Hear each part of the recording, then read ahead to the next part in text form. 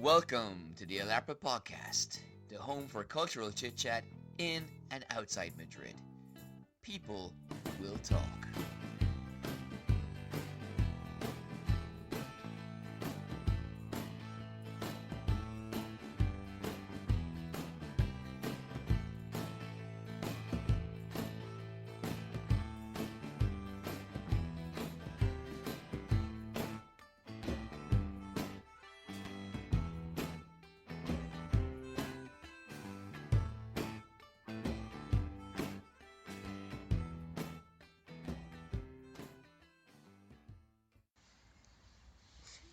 Season 5 is no more. Welcome to the rebirth, the renaissance, Season 6 of the El Arpa Podcast. Arpa Media Podcast. We never say El Arpa Media, we say El Arpa Podcast. Sponsored, produced, written and directed by El Arpa. Media. Yeah, you're catching on. So thank you so much for bearing with us on this hiatus. I hope it's been as tough for you as it has been for us. We have missed you so much, dear listener. Welcome back from your holidays. Mary. And welcome back, you too. But we will be discussing things about the holiday because I've been reading about the history of dance, right? So I think I'll be able to And rituals as well. So I think I'll be able to get your input on that as well. Also, Frank McCourt, author of Angela's Ashes, Tis, right, and Teacher Man as well. Those three books, only those three books, will be featuring in the second part of the podcast. So stay tuned for that. You know what? The tour guide told me in Frank McCourt's house. You're gonna tell me? I will tell you. If your brother wins the Pulitzer Prize, rush to write a book as soon as possible, because that's what his brother Maliki did.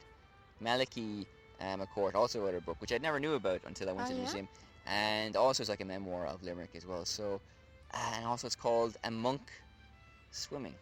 A monk swimming. A monk swimming. Yeah, so a monk, like the guy with the bald hair. Yeah. You know, and for example, and also the holy man.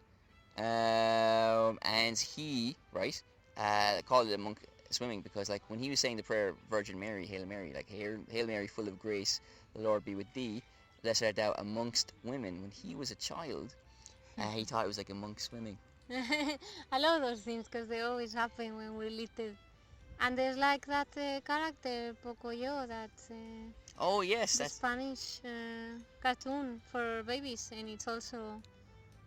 Its name also comes from that, from like when the kids or the producers were going to bed and then they were praying, and they said this little prayer that we all used to say as kids, and it was meant to be as Jesus, you know. Yeah. Let me be as Jesus kind of thing, but then they understood like little me, poco yo, which is what they were saying. It was meant to be Jesus, you are little como yo, like me. Okay. But then they kept saying poco yo.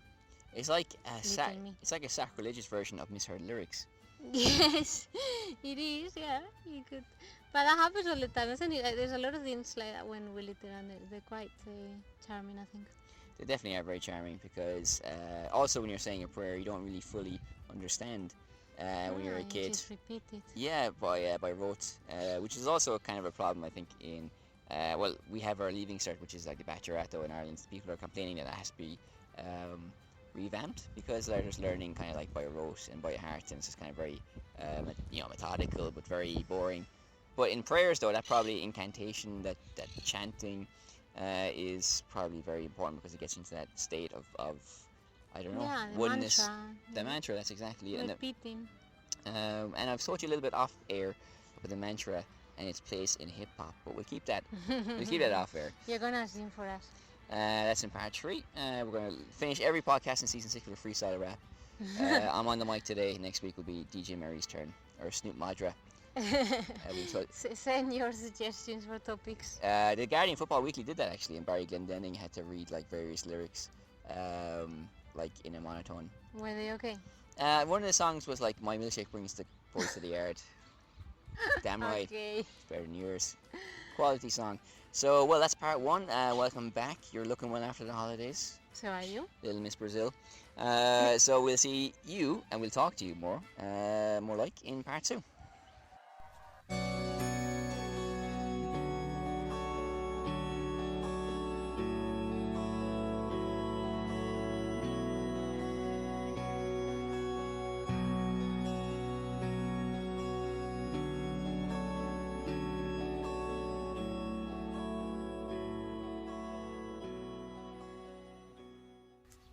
Welcome to part 2 of the show, Mary. Here's where we talk about things. So, Frank McCourt, you learned English not only with Father Ted as established in previous episodes, nerds of the show will remember that reference, but also you learned it by listening to an audio book, and more of that in part 3, by the way, of Frank McCourt's Angela's Ashes. You said to me off air, I'm going to slow down, I'm speaking too fast. I'm rusty after being away for 2 weeks. I'm flying through. You're speaking to Irish. I'm speaking to. I haven't lost my Irish speed of talking. It always happens to you when you come back. Speaking of Angela's Ashes, you listened to it on audiobook and really enjoyed it. I understand you. You don't have to talk like a robot. But why? Well, obviously it's a great book, but can you expand more on why you enjoyed it? Particularly when you're like learning English as well, so maybe that played a factor as well. Well, I remember, I can picture it now, to be honest. I just remember, like, I used to listen to it before going to bed, and sometimes I used to fall asleep because it's a little bit difficult, but I really enjoyed, like, the way he read it, because, well, not all the authors read their own books, but in this case he read it. And it was nice because you could tell that it was his own story. Well, it's also as well, before it became a book, it was a show in New York called Blackguards, and that's an Irish word for like a blackguard. You're blackguarding me, which is a way of like you're a bullshitter, basically. Is the Irish word for that. So it began life as a stage show. Like him and his brother, I think, were acting in it. So I guess it's rooted in spoken word and performance, and that comes through, I think, particularly in the audiobook, obviously, because he's speaking it as well. But in the way it's written as well, it's very maybe conversational. I think so, and I think another thing that I liked was that, I knew nothing about what he was talking about before reading the book. I can't remember how old I was, but probably like 18, 19, so I hadn't really read that much about, that period of history and so on. So I really enjoyed it because he was like, it was very easy to picture the things that he was talking about and the places, and for me that's quite unusual because normally I find it quite difficult to. I don't really picture like full places. I just get like a few ideas, but I focus more on the words, not so much on like I don't need to imagine the whole thing with all sorts of details. But I think for me the sign of a good book is like a book that gives enough details for somebody who's not very good at picturing things to be able to get a feel of the surroundings where the action is taking place, Well, we've spoken in other podcasts as well about growing up in Leon, dirt poor, based on a book I've been given. So it's kind of part of the genre, I think, of tough childhoods, no? But you really connected with the story because did you feel as also it was universal? I thought it was, one of the things, it is really funny at some point. As much as like it's tragic, it's actually like quite funny as well. It's hilarious. It's full of like killer lines. I have a selection here. So we mentioned, did we mention part 1 or part 3? Because by now we always do part 1 and part 3 together, but a monk swimming. Yes, we did. Is that part 1? Well, if you haven't heard it, you will. That's part 3. Doesn't matter. We have to stop doing this. Well, for example, young Frank says, "In the name of the Father, the Son, and the Holy Toast." That's one of the lines. Also, this like the movie, I think it does a very good job of replicating the rhythm of the book and the humor of the book as well. Because in the movie as well, you can there's a scene where Angela McCourt, the mother, of course, shows a painting of Jesus to the young boy. He says, "That's the baby Jesus, and if you ever need anything, you should pray to him." And then young Malachi, who's Frank's brother, says, "Could you tell Jesus that we're hungry?" And then young Frank says, "Shut up," for example. So maybe it's better when you read it. There's another one here as well. This is like the very famous opening line of the movie. When I look back on my childhood, I wonder how my brothers and I managed to survive at all. It was, of course, a miserable childhood. The happy childhood is hardly worth telling. Worse than the ordinary miserable childhood is the miserable Irish childhood.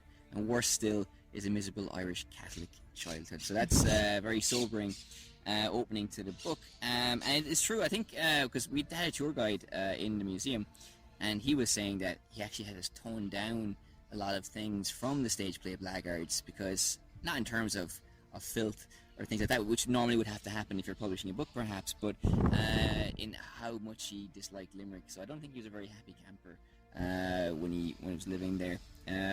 Though the family, though, apparently are in constant contact with the museum. They come over maybe once or twice a year, and now, of course, there's probably a bit more affection between the family and the city. Oh, that's part of the story. You know? There's no point in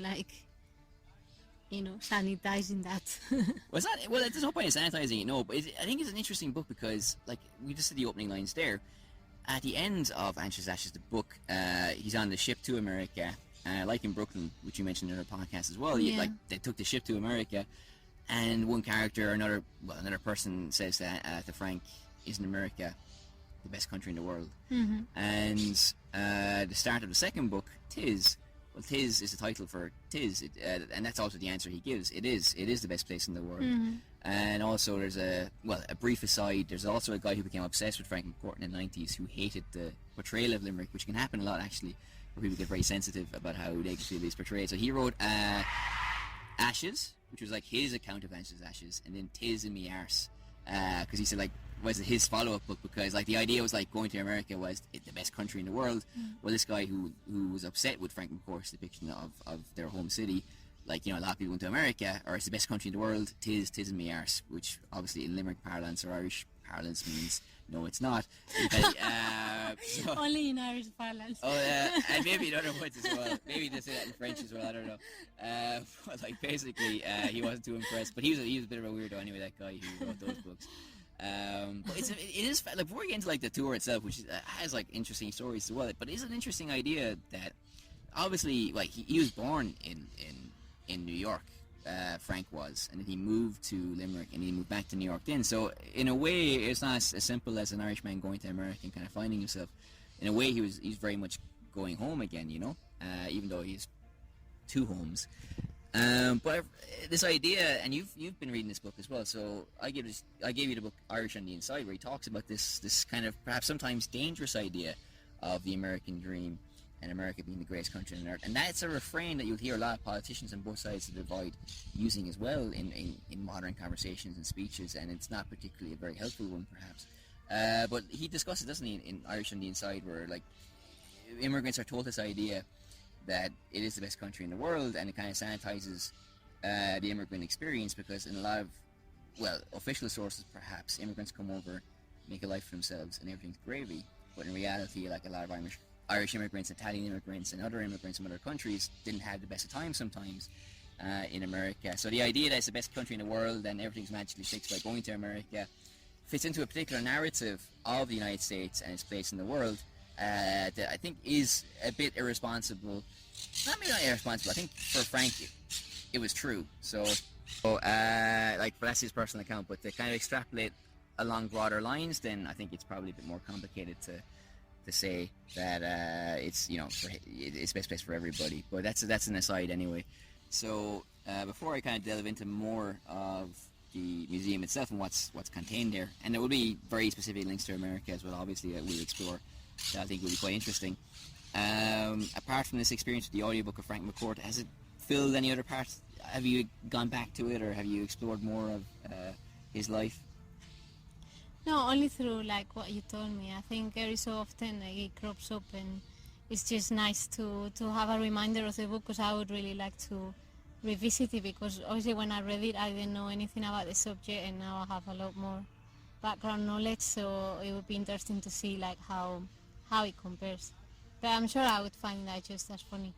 And then the other thing that I was telling you earlier was about like how just today I came across a quote saying that you're never too old to publish your first book, and he actually published his first book when he was 66.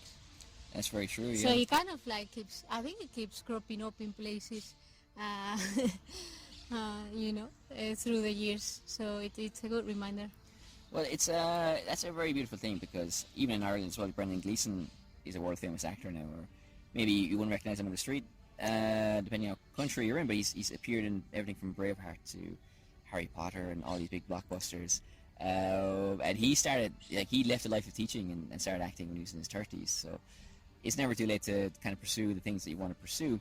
in terms of Frank McCourt as well, he grew up in a time when you're so poor, either you became a musician or you became a writer, and he chose to become a writer. So, and he always, there's a quote attributed to him as well, where it's like, I love the idea that they can't touch what's in your mind, which is a very beautiful thing, because it's something applicable to any situation. If you're in prison, a political prisoner in another country, or if you're being tortured, or if you're being discriminated against because of your gender or your religious beliefs or whatever, it's also true that they can't touch what's in your head. So it's a very universal, beautiful concept. But his history of writing goes back a long way, because he used to take the wallpaper from the house and take it to school so he could write, because if he knew if he didn't take it, someone would maybe tear it down if it was falling down already and make a fire out of it.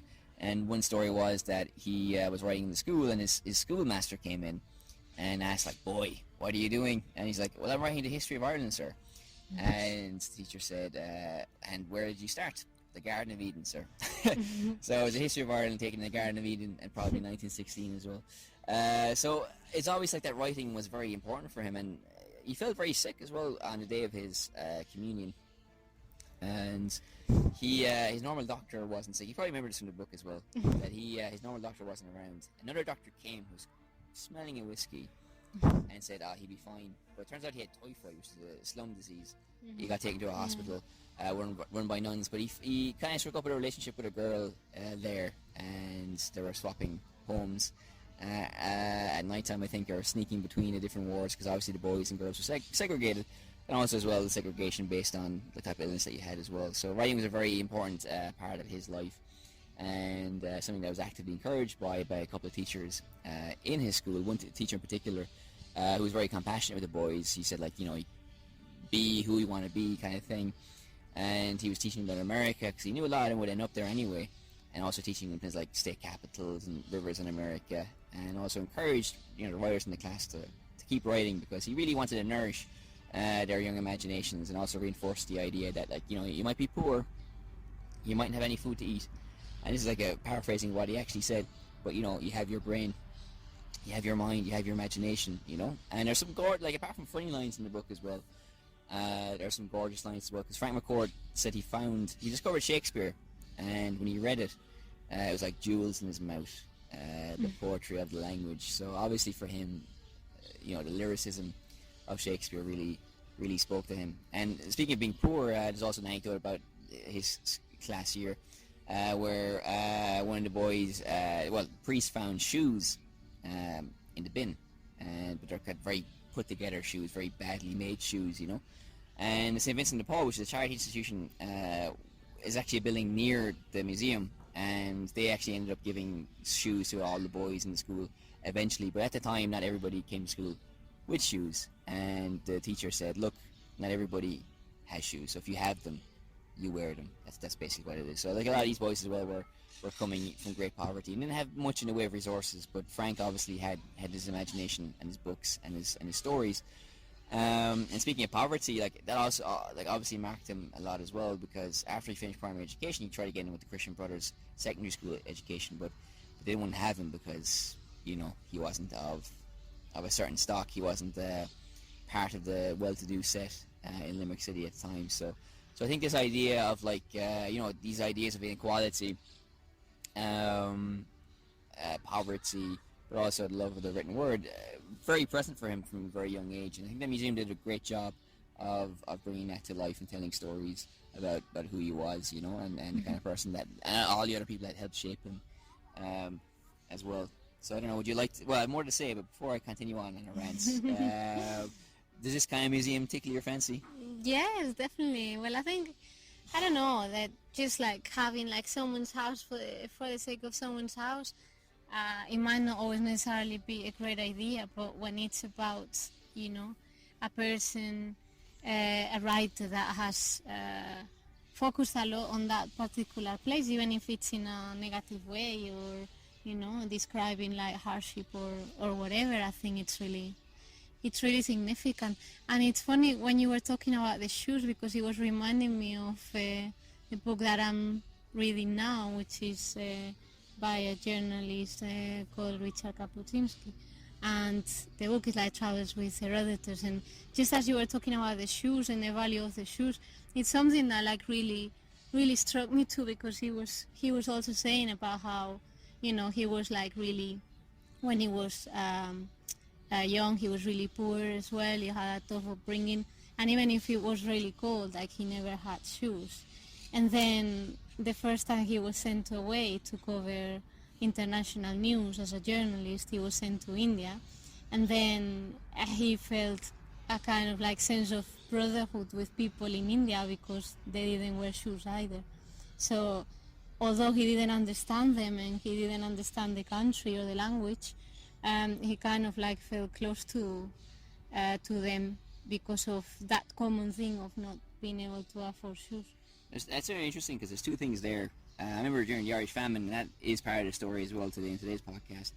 Like, I think Choctaw Indians, yes, it was Choctaw, they sent over food from their lands to Ireland, and obviously there's an international solidarity of poor people, because again, they weren't well-to-do either.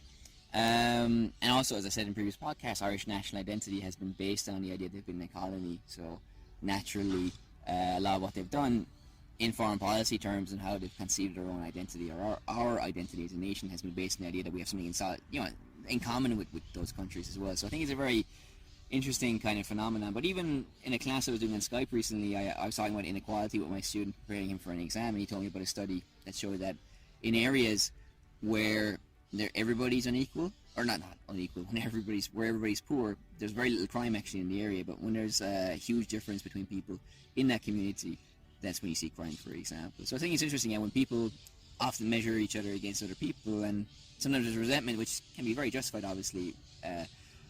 When you see what people who have, and when you are definitely a have-not. And by the other side as well, when you encounter people in your same position, how you can feel really, really in tune with them, So it's a very kind of rich story, that people can explore internationally. Yes.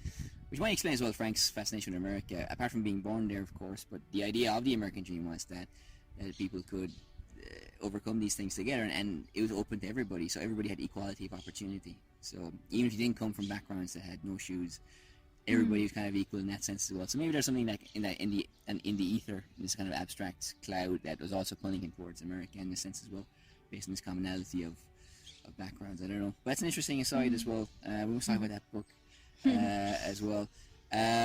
So that's what struck you about the museum part so far, then, no?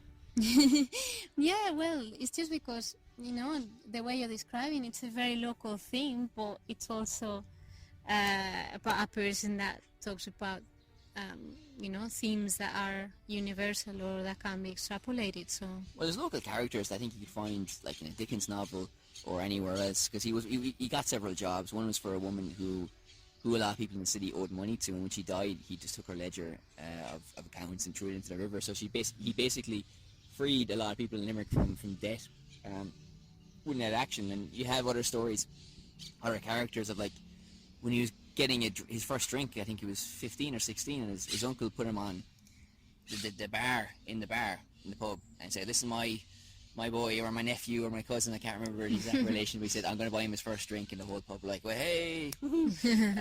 So there's so many like rich characters that you could find in any great story, like the local loudmouth, the family member who's a bit of a character who gives you your first beer, the kind of stone cold woman that or person that people owe money to, and when she's gone, they're freed by act of kindness, and surprising, you wouldn't expect a boy who's working for her to throw the book into the river, so you do have this commonality of stuff, but like also as well, it's interesting because it's in his house, but it doesn't seem to be. It's not supported by Limerick County Council. They mentioned that they're in a state of grace in terms of like new owners have taken over the building. So they don't know if they're going to be there in the future, which is very. I'm not going to go into the ins and outs because I don't know what they are. Yeah. The museum has basically been put together by a woman who actually met, but I didn't know she was the owner until afterwards. So all out of her own pocket, and there's some interesting things there and some good stories. One was like, like I said, I mentioned to you, like there's one black feather there that was found in his bedroom the morning after he died, which is like completely random. But like the bowl from which Angela's ashes were actually distributed into the river Yeah. which inspired Frank to write the book, is there, and there's a little urn as well with Frank's ashes. So he's there as well, and it was revealed very dramatically and very well by the tour guide as well as a flourish in his routine. So if you are in Limerick, go and see it. Because I don't know, it seems like something that should be supported by the Irish Tourist Board or some kind of official body. And you mentioned as well, like in Dublin, there's this thing on Twitter about, what is it? Well, it's like a folklore project. You know, it's about like some slums in Dublin. It talks particularly about the beginning of the 20th century, but it just focuses on the poorest areas of Dublin and how they've been abandoned, but also delves into these stories of like real people and the relationship between the people there and how they lived. So it's very interesting because it's just accounts of those areas like developing and having their own character, even if they were completely like left aside. So because in Limerick you had those things as well, because where he was living is actually a nice Georgian area, so you do see nice houses. Of course, anybody familiar with slums will know that a lot of those slums were formed of previously nice houses where people were put into one room. But the kind of evolution of the city, slum dwellings, working class areas, of which Frank McCourt was definitely a product, because they talk about in the museum as well, and also in the book how they used to burn kerosene lamps or animal fat, or if they're like giving a bath to the boys. If you had like 7 children, the oldest goes first, and the youngest basically washes and bathes in the dirty water of his siblings. So it wasn't like very nice, or outdoor toilet as well, as the tour guide kept saying, the dreaded outdoor toilet. So so I don't know. Again, I don't know what's going on there. Why they're not a similar project in Limerick. So I won't say too much about it because I don't know why there isn't. But hopefully, I don't know, the museum will be preserved and maybe something could be done. Cause I think it could be interesting to explore those things in Limerick as well, because it does sound like a very nice project in Dublin. Speaking of America as well, there's some other things there in the museum that are interesting. There's one account written by an American woman who was very close to Frank McCourt in his later years, and she mentions how in America, to go back to the idea of the American dream, that you pull yourself up by your bootstraps basically. He was giving a reading of his book, and she said, "It's a bird there, Jesus." But anyway, she said like she kind of said, like, in the middle of the reading, or in the question and answer section, why didn't your mothers get a job? If you're so poor, why didn't you just get a job? And apparently, by her account, Frank McCourt got furious. He's like, "Have you ever lost like several children and had to go out and get work? It's not that easy." Which I think was an interesting kind of cultural clash as well. Other funny stories as well of America. I think he was doing the routine Blackguards in America, and his mother's in the audience, and they're doing a routine about one of the uncles, and she stood up and said, "That's not the way it was." And all the people in the audience were like, is this part of the show? I don't know. But like the mother was an interesting character, because like she was a flapper. She was a dancer in America, and she had a very beautiful dress that she wore when she went over there and danced in, and she kept in the house in Limerick. And I think Frank McCourt and his brother and his friends, they took it out, discovered it, and cut strips off it. It was a red dress because they made little hearts and put it on their shirt pin. And the tour guide said, and we never know if Angela actually ever found out what happened to her dress. So there's a lot of stories of like other boys being boys as well. So yeah, like if you go into the museum, you'll be taken upstairs first. There's 2 rooms. One's like a kind of kitchen area where you picture the Sacred Heart. There's a bedroom where you can see like one of the toys given to Frank McCourt. Also like 2 beds where you have to use like army jackets to cover yourself, and obviously they'll be covered in fleece as well. They didn't have blankets, they're so poor, so they used army jackets to keep themselves warm at night, even though it didn't really do much for them. And then when you go downstairs, that's where most of the archive material is, including Frank himself, or a little bit of him.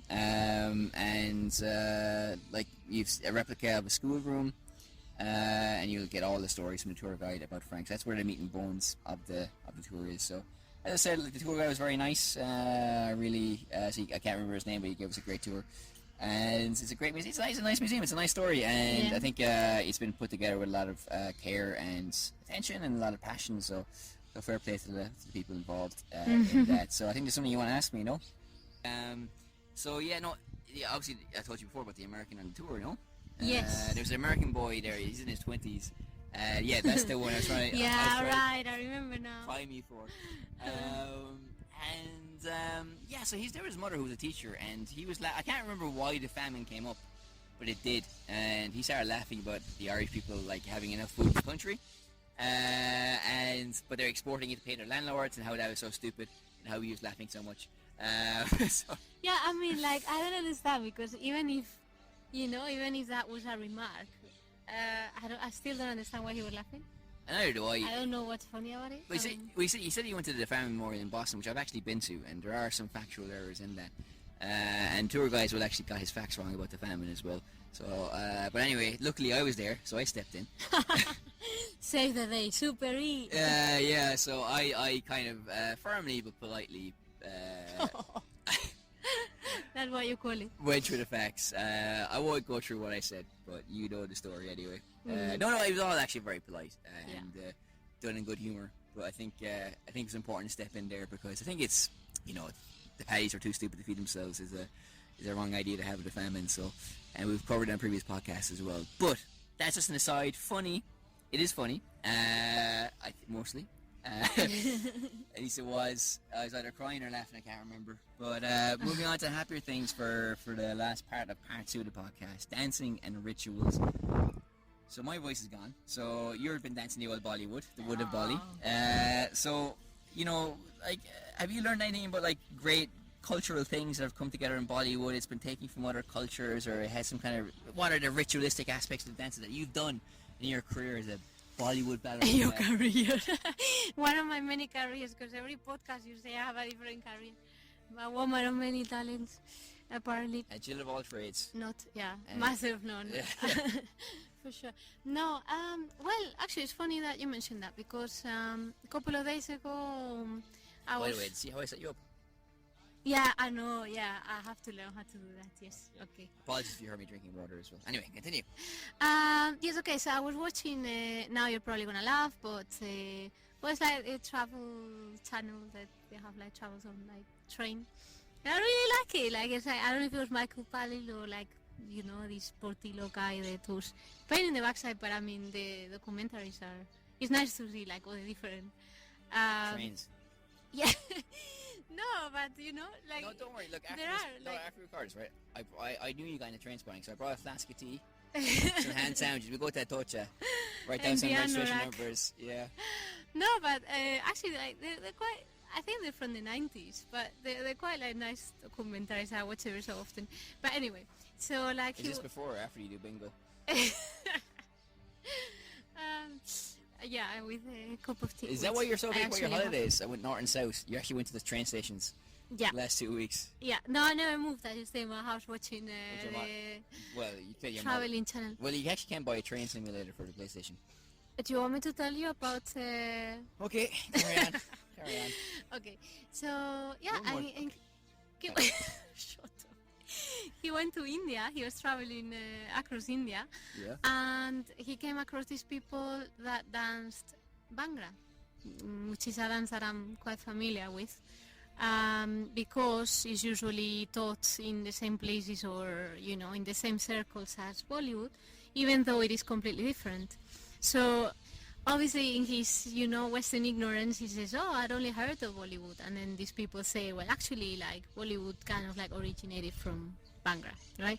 Now they're completely two different things, because Bollywood is obviously based on the film industry, and now it's kind of like a melting pot of a lot of different dances and different cultures. But Bhangra originated in like the moves done by the... Sorry, did it originate in Bangladesh? No. Carry on. Anybody, just bring a drum, drum roll. Wow, that was amazing. We can like edit these afterwards, the drum roll. Which, as a matter of fact, they do have drums. Like, drums play a very important part. So I think this is probably why you said this. No, actually, no. See how I did it? I did it to you now. Anyway, sorry. Okay. Yeah. It's called a dol. Dol is the type of drum that they use, and it's all based, which is what I was trying to say. The movements that they made when they were. So I like dancing in Lunas and stuff as well. So they did a dance to celebrate the harvest time in Ireland, so it had a clear connection. Yes, definitely. And also, of course, a character in the play as a priest, the brother, and he comes back from Africa completely enthralled with their rituals and their dancing and everything as well. So Yes. there's a lot of cross-cultural connections here. Yes, it's very similar. So basically, the moves, just and then actually when you see it being dance, it's quite like a frenetic dance. It's quite fast and very like joyful, doing the harvest and putting the crops and all those things. They work that dance into the whole. Well, it only part of it. I think it at first it like mimicked the actions of. Living like in the fields and having this agricultural atmosphere, and then also like they work the dance into it so that it kind of turned into a bit of a ritual as well, and it sort of ties in with what you were saying about dancing as ritual. And I think even in like the ancient world, I think it's like it is documented, because the same as when we talked about the ancient instruments when we went to the exhibition about the ancient instruments, certain things that are like key for society, such as going to war or the harvest or planting the crops. Those are things that structure time for the society. So like dance is kind of like a way of supporting those activities. Well, also as well in the history of joy, a history of collective joy, which is a book about dancing as a ritual. Basically, that she talks about. It was Barbara something, but you can Google the book anyway on Amazon, A History of Collective Joy. Very good book. She's an anthropologist. She's written another book as well on a similar theme. This is the second book. Well, about dancing and culture and how it's a marker between times of war and peace. It's actually explored in the book A History of Collective Joy, which is a fascinating account of the ritualization of dancing, how it's always had a ritualistic aspect in human society across different cultures. But she makes a point, the author does, about how it was very common in society, but then when they became more militarized and worried about defense of the lands, in places like Egypt and other cultures, dancing became less of a ritual, while military training became more prominent, or focus in society became was turned onto other things, for example. So it was also interesting for me from that book, which I would recommend people reading it, is the Greeks were a bit more into the whole religions and dancing and kind of expressing this kind of spirituality, while the Romans were a bit more functional, a bit more about into administration, a bit drier, and didn't really go along too much with the kind of Greek religions, and they tolerated them for a little bit and to certain extents, but there's also cases where they kind of clamped down on these kind of Greek dances because they didn't think they were good for society, basically. And which is very interesting, because Romans, they did dominate a lot of cultures, but they did also adopt things that they liked. They just didn't happen to like parts of Greek culture that involved ritualistic dancing.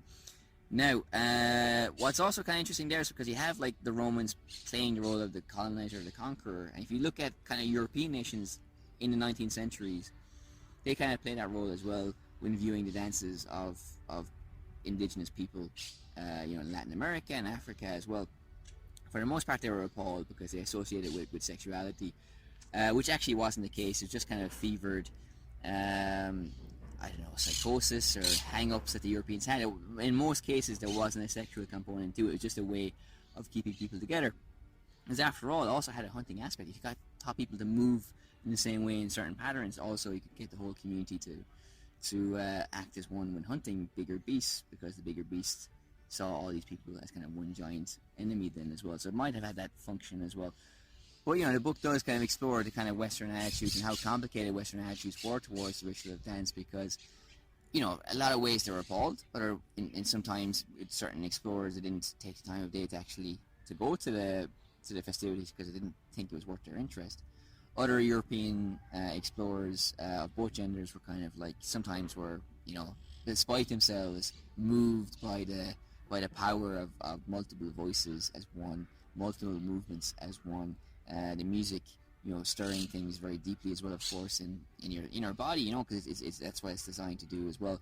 Sometimes very ancient, because you find very crude drawings of from prehistory of this function being performed as well. What's also interesting as well, she kind of explores, Freud, for example, didn't really believe much in it. He thought it was very frightful. He felt the only thing that you could do to enjoy yourself was to have a picnic, read a book, or spend some time in the arms of your lover. And the author makes the point as well, like that, in psychology, you find a lot of articles about depression, but you don't really find a lot about happiness. And it seemed like a lot of Western people at the time couldn't really get their heads around this idea of like collective joy, because for them they were so buttoned down, and perhaps the societies were so structured that this kind of unbridled joy, they just didn't understand it, because their societies were a little bit suffocating. Now, of course, you do have things like Carnival, which I think Freud disapproved of as well, and other elites would disapprove of as well, but other rich people didn't, and they could mix and rub shoulders with poor people.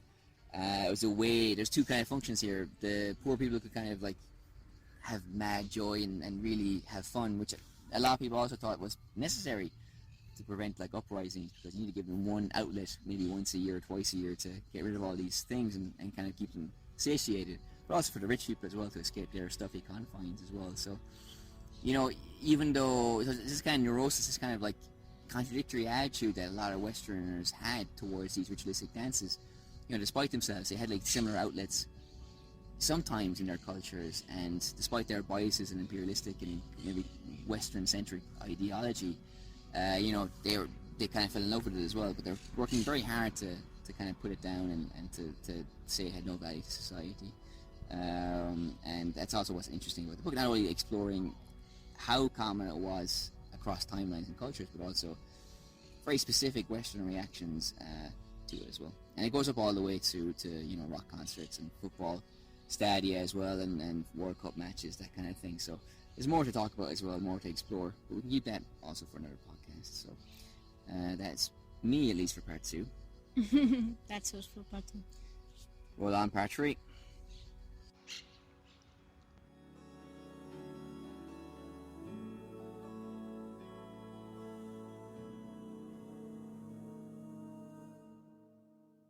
Welcome to part 3, otherwise known as the rap section. Mm-hmm. So, Mary, we've come here to the end of the first episode of season 6. We've more irons. First episode, season 6. So we have more irons in the fire than this podcast, even though this is what we love to do. We are going to be in audiobook territory as well. And if you haven't done it already, you can find our app on the Android store. Also, I watched a few clips of Trainspotting 2 T2 over the weekends, and that whole theme is kind of running through the movie. It's a very beautiful theme, and it's done very well. It's kind of like things changing and these kind of abstract things, but I also felt very really in the moments. But it's also a very beautifully put together movie. I think technically it's a gorgeous movie in terms of camera angles and how Danny Boyle kind of visually sets up his movies. And it's funny because Marina Hyde in The Guardian, right, she was talking about how when she asks politicians about their favourite movie, they very often give the impression that they don't actually have time to watch movies. And then once Nigel Farage was so stumped by her question, like he just kept saying like I don't know, and she's like kept giving like suggestions until finally she said, Yeah. Love Actually. She's like yes, something English. Oh dear me. Okay. So Richard Curtis is the favorite. Well, he's the favorite director possibly of Nigel Farage. But what was I thinking? Like, because I mentioned like before about Psycho as well off air as well. I mean, I was trying to answer this question as well. How would you say what your favorite movie is? If you want visuals, you have to say Danny Boyle. If it's another movie that really speaks to you in a certain way at a certain time, you could choose another one. German movies of Daniel Brühl. Big fan of his, obviously, half Catalan, half German as well. All-round legend. So I think it's difficult to say what the best movie ever is, but I think definitely you can say for certain styles or whatever, you can choose like either a great director or a great writer or a great kind of sequence of movies. I mean, if you're looking for or a script as well, yeah, but like cinematography, people that have worked with like Steven Spielberg, for example, have put together some really good-looking movies. Ken Loach, who said before, we're big fans of him on this podcast as well. So there's so many different types of directors and movies. I don't know if politicians are genuinely scared of like saying what their favorite movie is, because if they do, maybe the director will like disown them. It reminds me of like when they asked Gordon Brown about his favorite group, and he said the Arctic Monkeys, and then they were kind of like, I'm not sure they really wanted to be associated to him, but I think people were just making jokes that he thought that was like the cool thing to like at the time. Yeah, well, there's other politicians as well who like, or I think David Cameron actually, his favorite football team changed like 3 or 4 times. I think currently it's Aston Villa, Oh yeah. but before it was another team. So, but I think, well, obviously, Bill Clinton loved the saxophone, but I think Tony Blair. I was going to say Tony O'Brien, which is a guy I went to school with. So Hi to him. Hi, Tony. So Tony Blair, yeah. So he also was famous for kind of like dropping in cultural things. He loved being photographed with Oasis, and like I like Noel Gallagher, but Noel Gallagher I think got taken for a ride a little bit there because he's obviously being used as a PR stunt, like Cool Britannia and all that kind of stuff. Yeah. Who else? Who are those guys? Manic Street Preachers. Best Jones Yeah. with Fidel Castro as well. So, Oh really? yeah, they were showing around Cuba by him, and I think they're very odd overall to be in his presence. But I think what you said about Gordon Brown is what I was going at as well. They're scared to say what their favorite movies are because, like, Yeah. the people associated with it go, we don't want you liking this movie. Exactly. So yeah, but Psycho as well. I mentioned to you off air that it was filmed in a special frame, or millimeters, 50 millimeter, I think, to replicate what the human eye can see, and because it's about a voyeur. And a guy looking at things is supposed to replicate that feeling of seeing things with your own eyes on screen as well. So it's kind of. I think it's the anniversary now. I think it is the anniversary. Yeah, it's a very good movie. Perkins, who plays Norman Bates, did a great performance with that role. So fair play to you, Perkins. So, so just check us out. You can find us on Patreon as well if you want to support us. And also hello to our new listeners. We've been blown away by the diversity and spread of the podcast. All people all over the world tuning in, so thanks very much. Including unknown places. And also unknown places that could be a little bit more known than Audio we Boom think. and other platforms can recognize. But before we do go, you have to plug also as well where you can support us directly by listening to the podcast. So obviously you can find us on any platform, and we're very grateful if you do listen to us on any platform. But in particular, if you listen on Radio Public. what happens? It means that you support us in doing what we do. And also it's a nice platform because it's free and it just, lets podcasters kind of like promote things just for the sake of radio. Yeah, I mean, So it's quite democratic. and I'm not biased. I mean, but I think the layout is gorgeous. It is quite nice. It's quite easy to, you can listen on the website or you can just download the app. That is very true, yes. Yeah. So if you listen to us, it will generate money for us as well. Not very much, but but every little bit helps, and we always appreciate it. So that is it. That is the end of the first episode of Season 6 podcast, The Return to Form. So thank you so much, and we'll be talking to you next week on next week's episode. Mary? Bye. I couldn't say it better myself.